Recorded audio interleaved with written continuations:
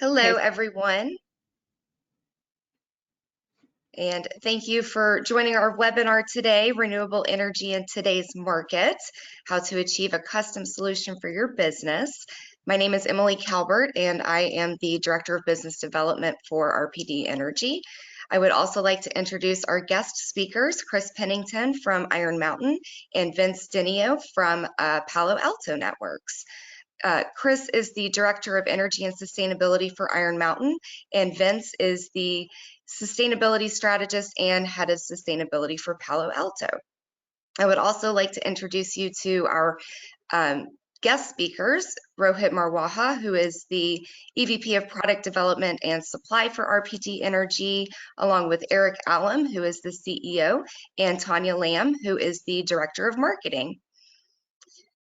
So I'll go ahead and jump right in for everyone. I know we have about 45 minutes of your time today, so I want to make great use of that.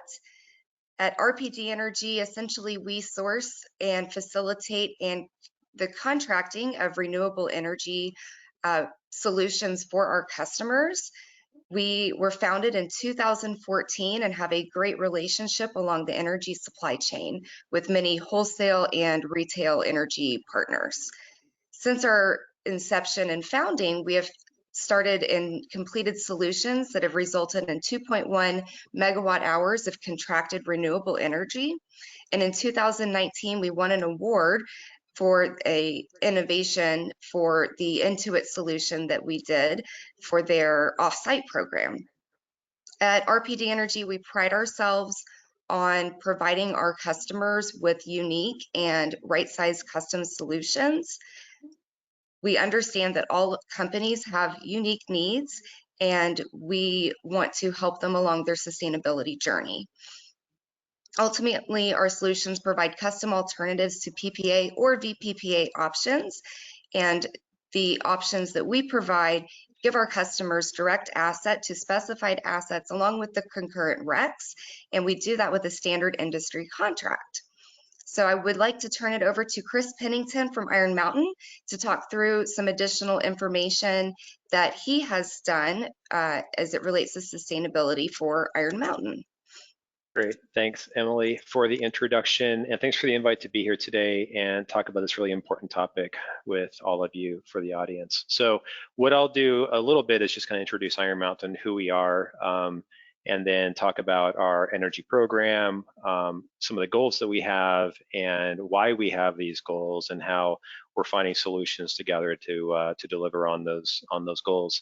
So first, a little intro of Iron Mountain. We have over 7 decades of history really protecting and unlocking the value of the assets that our customers find most valuable. And today, more than ever before, it's critical that we find ways to do this in socially and environmentally responsible ways. If you can go to our next slide here. There it is. So people may recognize our brand for different services that we offer. The largest historically has been our physical records business, wherein we're preserving and protecting mostly business records, financial records, healthcare records, at facilities in over 50 countries around the world. We have a fleet of many thousand delivery vehicles that people probably see on the roads every day.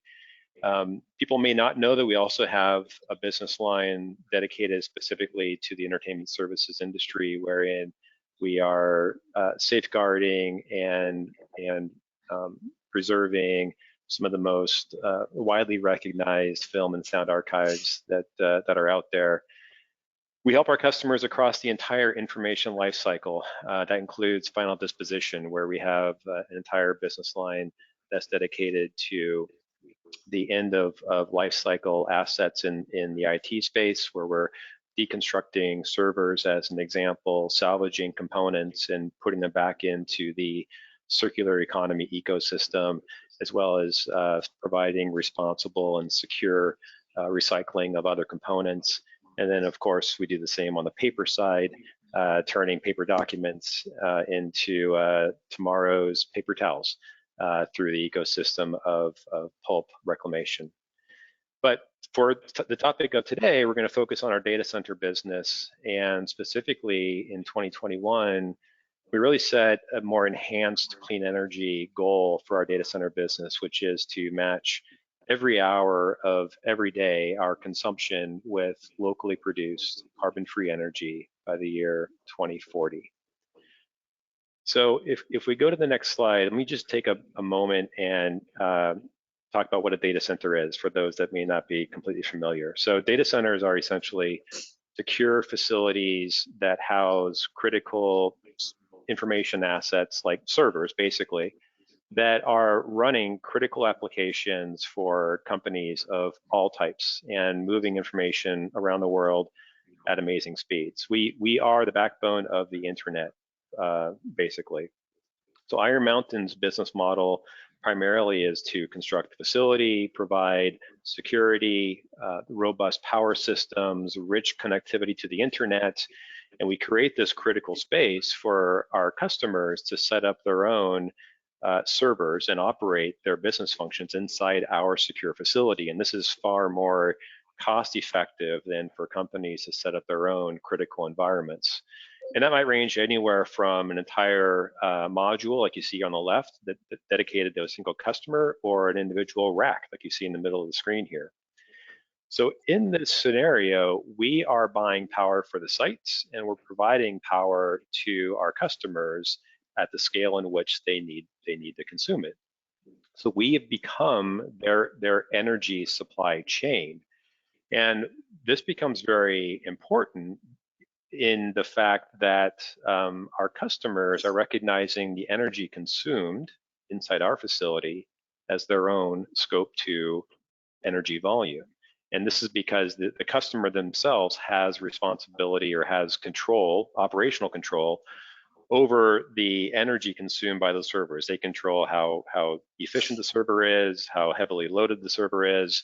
So because this energy consumed inside Iron Mountain is actually our customers' energy consumption, the way in which we source power to the site and the way in which we buy clean power ultimately becomes the power and the carbon emissions that the customer reports for their own reporting. So in other words, our performance actually drives our customers' published results. And more so, we see our customers looking to procure 100% renewable energy or decarbonized energy. So we have had a commitment to 100% annually matched carbon-free energy for many years. What we're seeing now is that more companies are looking at that 100% annual match and saying, well, is that really good enough, or can we be doing even more? And with many of our customers being the world's largest organizations and household brands that are setting more and more aggressive goals, we're finding that they're more and more interested in a truly decarbonized energy supply. So this is now kind of the intersection of where our very aggressive decarbonization goal is helping to ultimately in the future support our customers' expectations for being able to report truly decarbonized electricity supply for their critical IT systems inside our facilities. Next slide, please. But buying power, buying clean energy can be challenging. And I've listed a few of the challenges here. The power purchase agreement, which is the common avenue approach, is a very kind of bespoke agreement that really originated within the utility environment, but is now being used by corporates to buy energy at scale.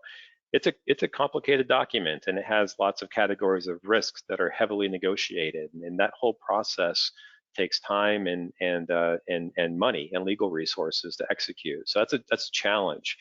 I think also just stepping back and thinking about corporate goals, we're seeing a good movement away from kind of the simple, hey, let's just get 100% renewable, to wanting to understand how truly decarbonized that energy consumption is. So kind of moving from the ability to make a claim to saying, well, what's the impact of that claim? And wanting to get more granular and recognize how our procurement is actually driving towards lower carbon emissions on the grid. for us, we think that the best way to really connect these two things is to find physical delivery solutions wherever possible. So looking to where we can contract for specific generation from local projects and match that up to our local consumption within that same grid region. Of course, another challenge is that the clean energy resources today of wind and solar are very intermittent, and we operate a 24/7 business, so we need power that's around the clock. And ultimately, what we wanted to do, and what we plan to do long term, is to find ways to use our scale as a lever to drive positive impact and drive positive change, rather than having it be a barrier that kind of keeps us from making progress. So all these challenges exist in the clean energy procurement space, and there's probably some more I didn't mention, but these are not insurmountable. And what we found, specifically in some recent transactions that we've done, and the one we announced in January this year with support of RPD, really just demonstrates that when capable partners come together and collaborate, we can find ways to surmount these challenges. So our next slide gives a summary of a recent transaction that we completed with support from RPD, which effectively is, it identified clean energy resources from hydro and wind across 3 grid regions in the Northeast US that encompasses 9 states. And we arranged essentially back-to-back agreements with our retail supplier that's supplying over 100 facilities across these states. And so we were able to find the right combination of generation assets that had a certain profile that met our consumption shape, and then contracted for physical delivery through a retail provider to service our load at a large number of sites with load profiles that ranged anywhere from very small, almost to the scale of a single family resident house, to as large as our data center, or several data centers that we have across this region. So this was a great project. Happy to answer questions about it. But I think it really reflects the innovation and the way that we can solve problems and get through some of these hurdles that I mentioned earlier. So my last slide really kind of speaks to how RPD supported us in this process. On the left, you see kind of this sphere of generation assets and that ecosystem of generators and kind of the wholesale market partners that we have.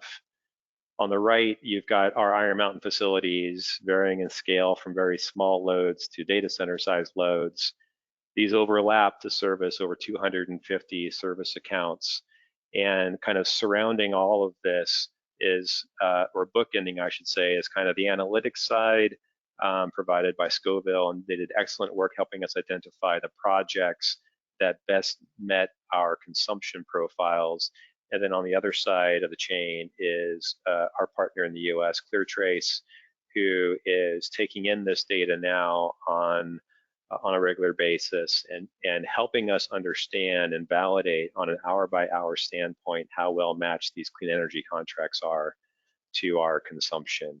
And ultimately, the reason for doing all of this is because it gives us visibility to how effectively we are really decarbonizing our electricity supply. And if to the extent there are unmatched hours, then we can be aware of those and we can find the right solutions to go and address those unmatched hours. But we think that this is an example of the future of how energy should be procured in the future. It does matter when and where clean energy is being placed on the grid, and the ability to understand clean energy resources and where they're at and when they generate, how we consume power, contract, and then assess the performance, identify future opportunities. Ultimately, that's our path forward. So that's the quick high level review of our program and some of the pieces that had to come together for it. But Emily, I'll turn it back to you. Thank you so much, Chris. And it's very interesting all of the things that you've done and achieved in order to get to a point where you can have 24/7 carbon-free energy. So I really commend Iron Mountain for all of the work that you've done, and I really appreciate you coming to present to us today. So at this point, I'm going to go ahead and pass the presentation on to Vince Denio from Palo Alto Networks, and he's going to give some more insight into sustainability strategy. All right, thank you, Emily. And I have to say, it's great following Chris because he set up everything for me. I mean, his presentation speaks a lot to my experience in doing this sort of thing with RPD Energy. And yeah, so we're talking data centers to a large extent. For those of you who don't know what Palo Alto Networks is, it's a cybersecurity company. It's actually leading worldwide cybersecurity company, both in hardware and in cloud. And so yeah, again, that speaks to the data center aspect of this company. Where I fit into this is I'm their first head of sustainability. And I started there in July of 2021. Prior to that, I was basically the first sustainability lead for Adobe. And then before that, I was at Hewlett Packard when it was the great big Hewlett Packard. So I've been in this space for a while. And one thing I know for sure is that renewable energy is on every sustainability lead's mind. It's a priority. The reason for that is because that's the one way that you can actually say that you have an impact. You know, you're doing your part in solving the climate situation. And I think for a lot of us, there's been this historical, what do you do? I mean, what are my options in this space? And I would say 10, 12 years ago, the only thing you had were unbundled renewable energy certificates, which really do nothing, and offsetting, which does nothing. And it's a cost to your business. And the way that I approach sustainability is that I don't want us to be a cost center. I want us to be, you know, an affinity builder, maybe even a revenue driver to some extent, because your customers say, I like the way you're doing business. Sustainability is important to me. I need to be running on renewable energy. And if you're my supplier and you're running on renewable energy, that's good for me. So those are kind of the things that I focus on for sustainability overall. So one of the things that I'm going to do today is talk to you a little bit about how I've developed strategy. I mean, now I've been in this for a while, and I have a pretty good idea of how to start this. When I came to Palo Alto Networks, they were looking to me for strategy, and I think we've come a long way in now like 18 months, something like that. So Emily, if we can go to the next slide. Okay, so this is one of our slides. This is the one that I use basically to socialize what our goals should be. And I'll start out up front, and the next slide has it, but we'll start with this. The number one thing I can say is you cannot set goals unless you know where you're at. And the only way you know where you're at is with data. And that data comes from financial reports, from travel reports, from your utility, basically your utility reports, square footage, all these sort of things. You spend time, and that's what I did when I first got to Palo Alto Networks, is I spent time trying to introduce myself to those people who can get you that information and get it in a way that it can be used to figure out what your entire greenhouse gas footprint is. So, okay, so we did that. And it's interesting because when I first started, I thought, okay, I have a pretty good idea what our science-based targets will be for this company. And what a science-based target is basically they tell you what it is from its protocol from the United Nations in cooperation with CDP, where you report, with the World Resources Institute, WWF, World Wildlife Fund.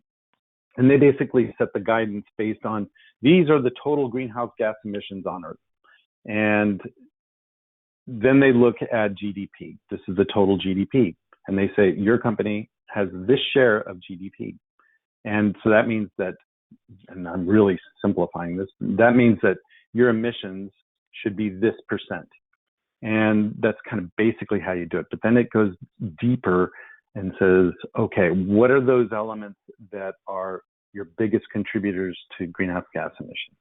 And for us at Palo Alto Networks, they always look at your places. And this is where the renewable energy piece comes into play. And what I mean by places are your operations, your sites all over the world. You add it up, you figure out where they are. You say, okay, if we need to address 35% in our case for scope 1 and 2 emissions, this is where you have to deploy renewable energy. That's really it. That's the only way you can do it. And Science-Based Targets Initiative doesn't really accept you purchasing offsets or unbundled renewable energy certificates in order to achieve this goal. So you have to do it real.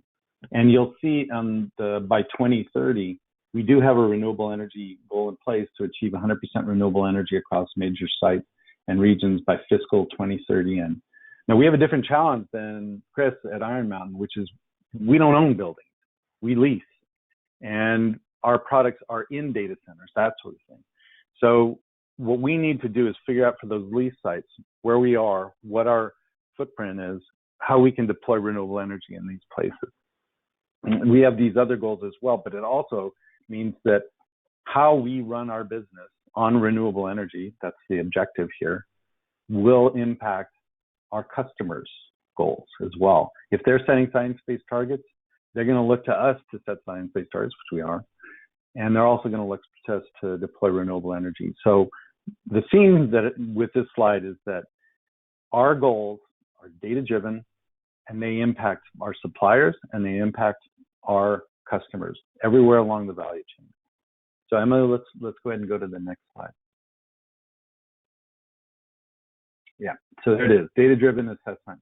And I'll be upfront, a bit of a plug, but when I first came to Palo Alto Networks, we needed to be able to assess our data, and we use Watershed. They're a digital platform for being able to do this. Frankly, they figured out the best footprint we've ever had, I've ever seen. And that's really where you start. With that data, we were able to set our goals. Our goals ended up being science-based targets. And again, this is across the entire business, scope 1, scope 2, every category of these scopes in scope 3 as well. So at least we're assessing everything, reporting it transparently, and then acting on it. And you can see here that in just a year and a half, I went from walking into this business where they just started to report to CDP. And as of this year, we made the A list for CDP, which is, I'm proud of that. It's one element. You never know how these reporting outlets turn, but at least it's telling us that we're reporting transparently. That means we're getting it right to some extent. So that's really why that's there. And then we also achieved this year the CDP Supplier Engagement Leadership Board, which means that we are engaging with our suppliers and our customers in this space.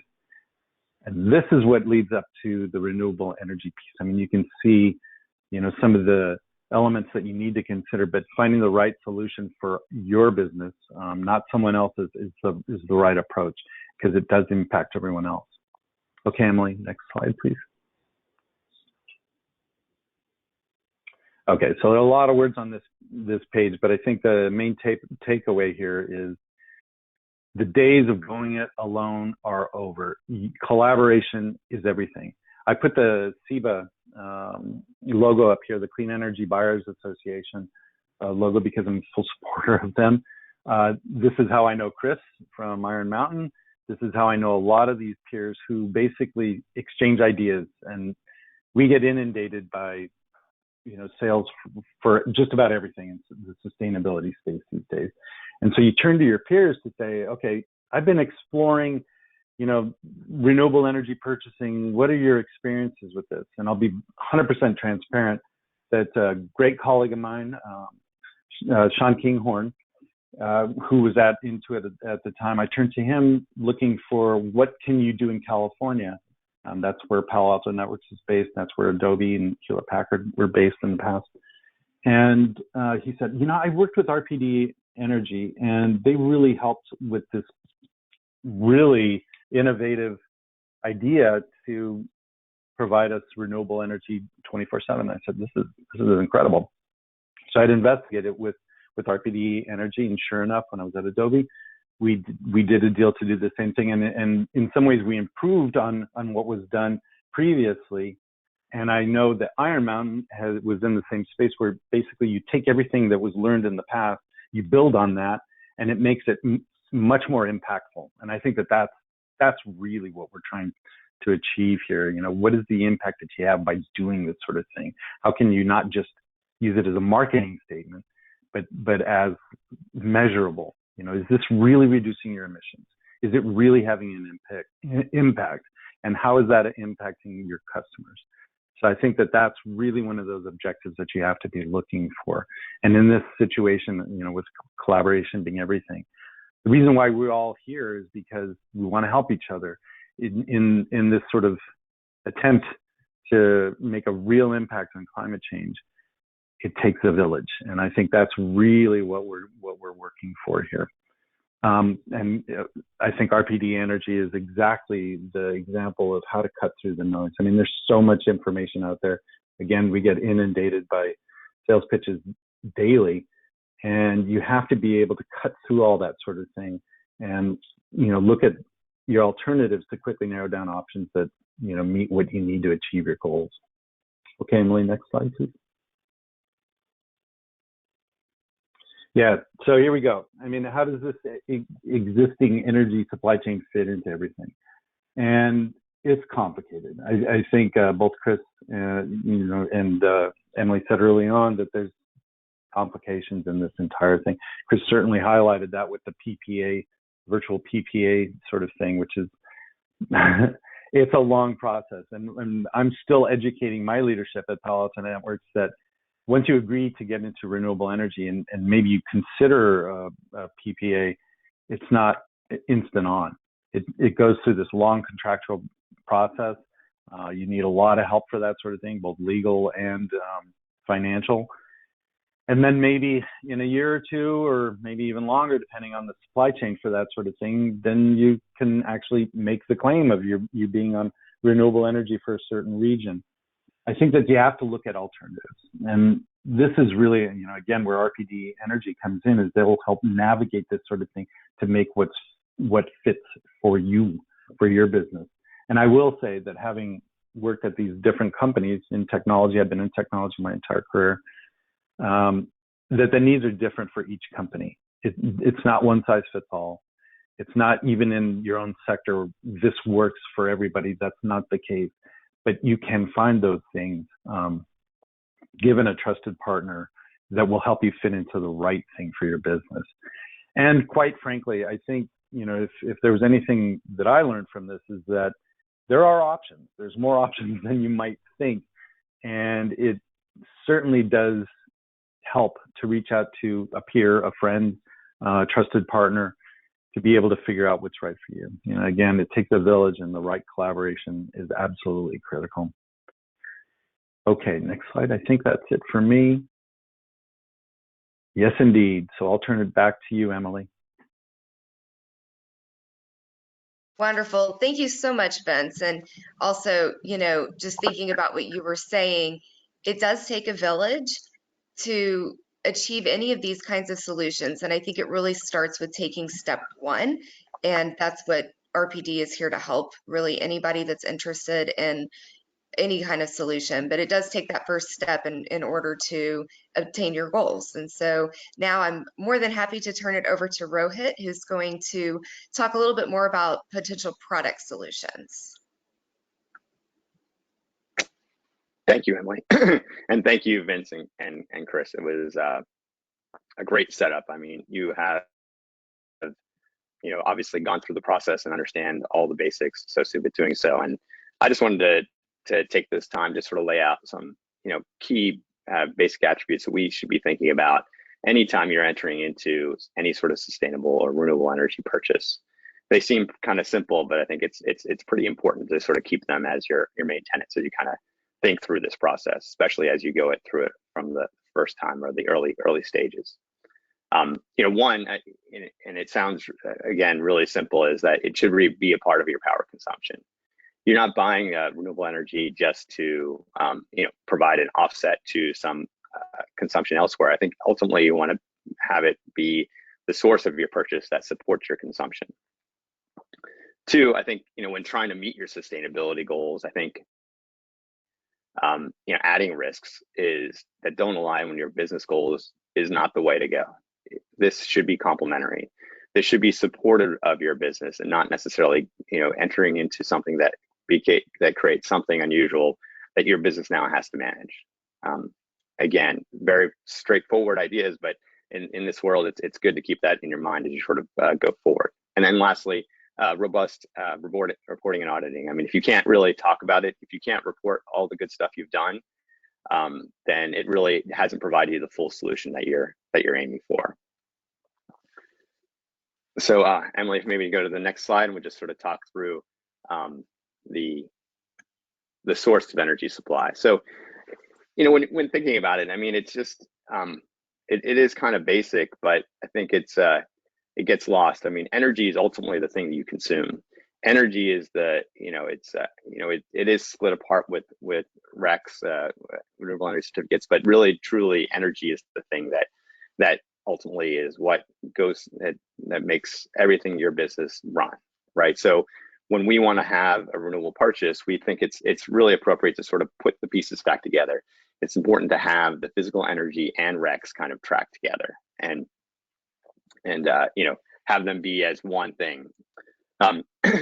Again, maybe somewhat obvious, but it would be having the generation close to where you operate. It's in the region you operate. I mean, you want, again, the connection to stay together, and having it sort of separate, although there are circumstances where that's not possible, and I completely get it in certain regulated places, but having that connection really kind of drives home the value you've brought and the ultimate goal of what you're trying to achieve.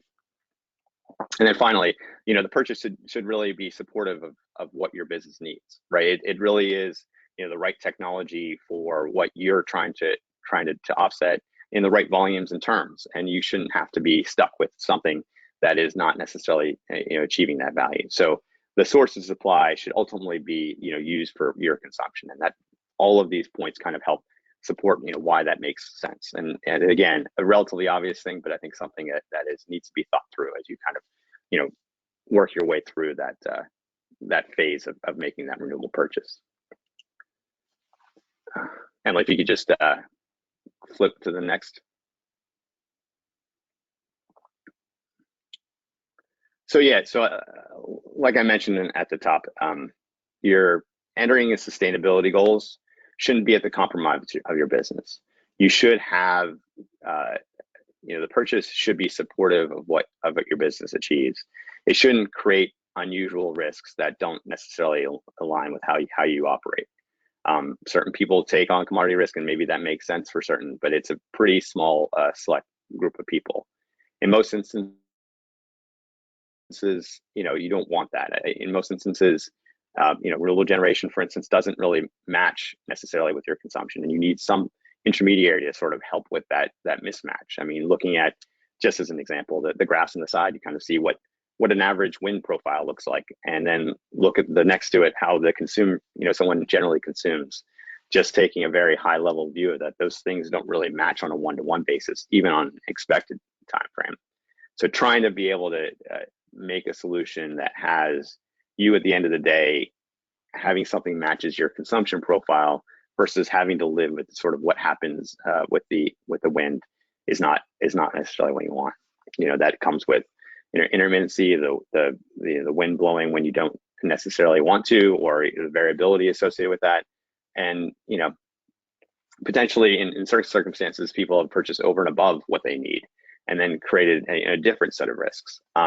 So all of that, I think, is clearly important, that what you want to do is support your business, that is, have purchase the energy that matches what your business profile looks like, and not have the sustainability purchase drive home an incremental risk that you're not necessarily comfortable. The sustainability goals should match where you are. I mean, I think everyone, Vince and Chris, have taken stages in their journey as to what they think is an appropriate, and the world as we see it, people starting, the biggest customers, starting with something relatively simple. Let's make sure we match on an annual basis all the renewable consumption, which maybe look like something like the left graph. And that's fine. And to be honest, it should match where you are as a business. The complication, the cost, and so forth should be, what you think is appropriate for your business given time. But as you progress through this journey, you should be able to choose something that's even more than where you started from. And having that capability of choosing where you fit and what time is the right appropriate time to do so, getting something that's more, more robust on a more granular basis, all the way to the right, could be where you are at this point, but doesn't mean you have to be. And all of these solutions, are a voluntary standard, and honestly commend everyone and all of you for taking this step, because it's important for our ultimate goal of making transitions, and we need to be responsive to what your needs are at that given time. Talking about it is incredibly important. It sounds relatively straightforward, but I think the ability to report and talk about what you've done is kind of half the battle. I think it's, if it doesn't meet the standards that are here and forthcoming, that's not necessarily a good thing. I think it has to be robust enough and bulletproof enough to say, okay, well, we know SEC is coming out with certain things. We know these standards are ever changing, and people are sort of looking closer and closer, and people are considering what is greenwashing, what is not. Having the capability to have something that has robust underpinnings of contractual path all the way back to the generator, having physical energy schedule that you can see the ISO is tracked, and be able to say, okay, that has actually occurred, to help support my consumption, as well as the retired RECs, which is has to be a part of the mix. All of that helps to be able to say, okay, this is truly important, and then also everyone can recognize it and not necessarily be worried that I'm not going to be prepared for what comes down the road. Secondly, I think it's important to brag. I think you need to be able to say, I've done something important, and you need to be able to tell your stakeholders, your consumers, that's true. And I think that's clearly part of the mix. I think we all want to do the right thing to support the transition to a renewable grid, but I think it's also good to say that I've taken a really important step, and I think my company has taken an important step. So having things like an identifiable source that you can say, not just in your reporting, that you can market about, I think is key and critical to making what is this purchase important to you and your company. And lastly, I think having data, like Vince has said over and over again, is critically important. I think giving you the access to the information, that even if you chose sort of an annual level, it does a lot of good. And if you see sort of on the left-hand side, on an hourly basis, it could do a significant impact to how he does even on an hourly basis, which is pretty tremendous. And having that is as part of your ammunition to say, this is important, even if it's internal, or just to sort of prove to yourself that you've actually making an important step, I think is really key as you sort of think through, how you go through this process, how you think about buying renewable power to support your businesses.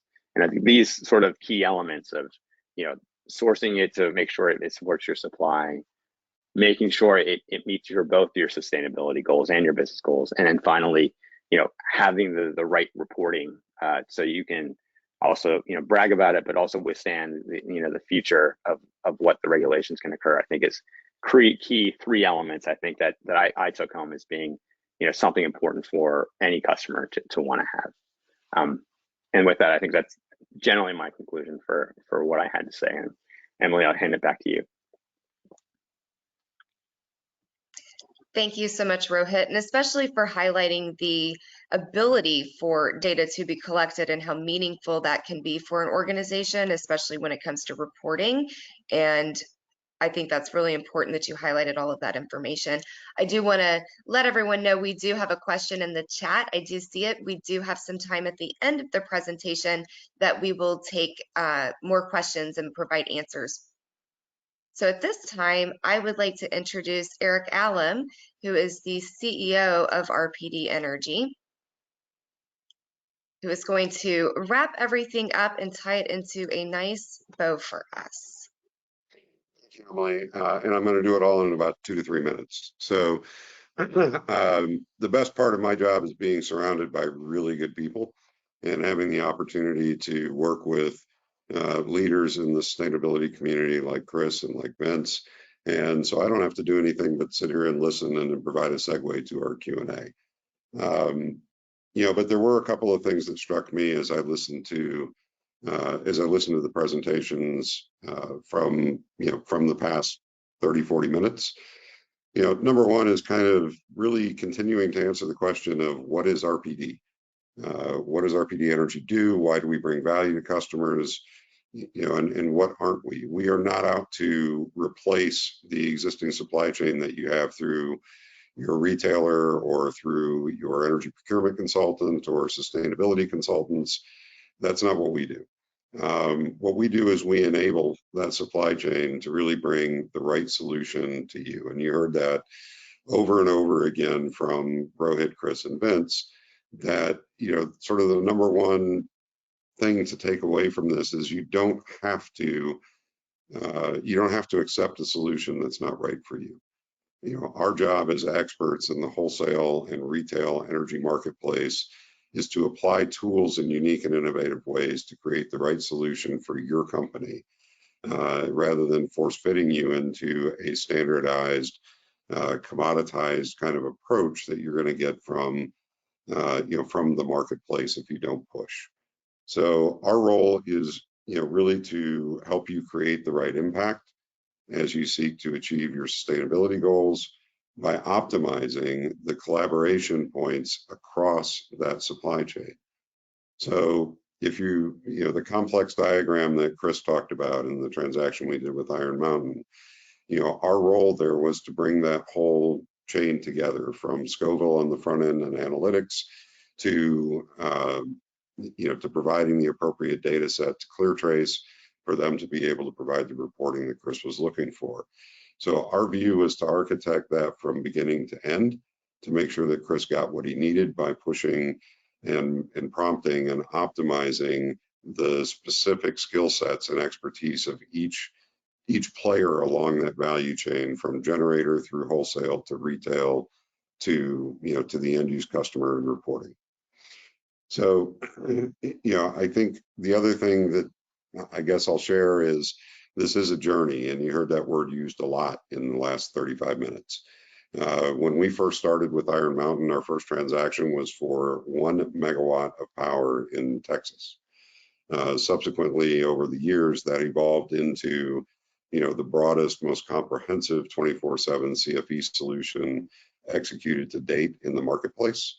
But we work with customers all along that value chain, from initial steps into renewable energy to more sophisticated buyers of renewable energy who have gone down different paths before, and stepping in to really help them take that next step. And it's all important right now because we live in a fractured marketplace for renewable energy. Nothing's easy, nothing's standardized. We live in a fragmented environment for reporting requirements. We don't know what the future holds for both product development in the renewable energy space and in terms of what kind of reporting requirements or compliance requirements are coming down the path for buyers. So, we focus on providing flexibility within renewable energy structures that deliver the benefits of the complex, highly rigid structures of PPAs and VPPAs, but doing it in a way that addresses the customer's need to not take on risks, as Rohit said, that are unnatural for your business. We want to allocate those risks to those who are in the business to manage those risks. And we want to do it on terms that make sense. If you have 3, 4, 5-year business cycles, it becomes very difficult to enter into a 15-year forward PPA commitment that exposes you to a variety of different kind of long-term risk. So our product solutions are built around what the customer identifies as being most important to them.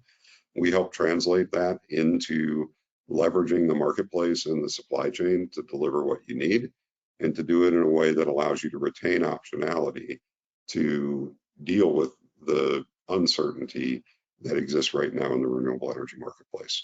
So we'd love to work with you. Feel free to reach out and talk to us. Remember, our job is to make your job easier. So Emily, thank you. I think we should probably move to Q&A. On the panel and our guest speakers can come back on camera. That would be fantastic.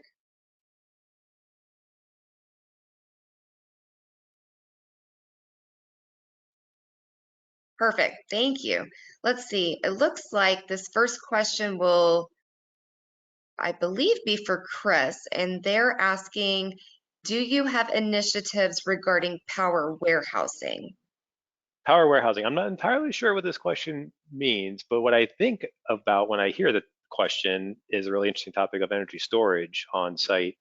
And this is something that we're absolutely interested in exploring, how we can incorporate energy storage on site into our overall energy procurement strategy, and ultimately potentially even have our on-site energy storage support local communities in the form of like a virtual power plant. So if that's what's meant by power warehousing, then yes, it's super exciting space, and no doubt will impact how we buy power from the grid, which will be something else that we'll have to coordinate with the RPD team on for future contracts.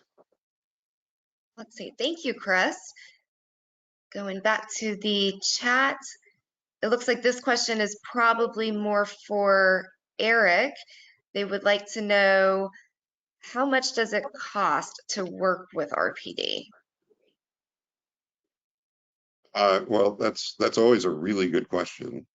And the answer is, the answer is that it varies.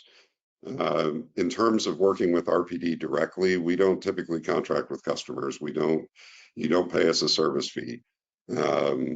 We are typically paid on the transaction as power flows in the wholesale part of the chain. But at the end of the day, cost depends on a lot of factors, including geography and objectives and the type of solution that you're trying to enable. But invariably, it's going to be cost competitive with brown power plus commensurate REC strategies. And I think that Chris may be able to address sort of this really complicated transaction we did with all the moving parts and pieces and circles. I think that at the end of the day, for you, Chris, you might just touch on how you looked at cost. So there's a lot of providers adding a lot of value in this space, and we've engaged providers directly as consultants and hired them to do certain scopes of work. And our work with RPD has been the total opposite. We've done many transactions with RPD. You've invested tons of hours into this most recent 24/7 transaction. We've actually never paid RPD directly. So as Eric said, it's not that we're not paying. It is part of kind of the overall package. But I think RPD has done a good job of identifying the fact that it needs to deliver solutions that are cost competitive. It's also done it in a way that removes a barrier that might otherwise exist if I had to go have a budget to go hire RPD to do this for me. So they've come to the table with a commercial model that drives a focus on delivering competitively priced outcomes and removing that barrier that might otherwise exist of a buyer like me not having a budget to spend for all the services directly with RPD. Thank you, Chris. And I'll add that, our transactions are all market-based, right? And that's where the competitiveness comes in. You're not paying some exorbitant premium, around renewable energy just because it's physical renewable power. So we try to keep cost as an important consideration as we define the objectives of each buyer and client. And, I think in the case of Adobe, Vince, since you're not with Adobe today, maybe I can just share the fact that I think Adobe walked away from your experience in California with the San Francisco corporate headquarters buildings on a 24/7 basis. Also not only extremely pleased, but with a pretty hefty savings from what your primary alternative was in California as an alternate solution. So we're happy to discuss cost. We're happy to make it work. And happy to help you understand, most importantly, the trade-offs within that supply chain, right? Who's making what, where is it being applied, and is it really delivering the value and the impact that you want? Thank you, Eric. Let's see, we have another question asking, are you pursuing hydrogen alternatives? I'll chime in there. So I think hydrogen and other clean fuels are super interesting. What this really comes around to is just where is that generation source and what is that generation source you're contracting with. So today, hydrogen for like primary power generation, green hydrogen that is, it isn't the most cost-effective use or the best application for hydrogen. I mean, I think hydrogen is super impactful in decarbonizing some other industries, particularly transportation and some other thermal loads. But ultimately, I think hydrogen will step in as a replacement fuel in like the peaker plant scenario. So it's like a way to decarbonize away from natural gas for peaker plants. And I think the opportunities for corporates to contract for that kind of fuel migration at peaker plants is a really interesting space. This is a little bit energy geeky, but I think, long story made short, hydrogen is part of our clean energy future. But initially, it's going to be more in kind of the peaker and maybe backup power supply scenarios, not primary power. Wonderful. Thank you, Chris. Let me look in the chat. We've received several questions today. This person is asking, what do I do if I am already in a contract? What are their options? I'll be happy to take that. Jump on that. Go ahead, Vince. I might add, I think a lot of companies have this situation where they're already in some contract, and I guess my question would be, is that contract covering everything for you, or is it covering part of what you need? And I would look at those elements that are not covered at the moment, and then maybe there's an opening there for something new, interesting, different.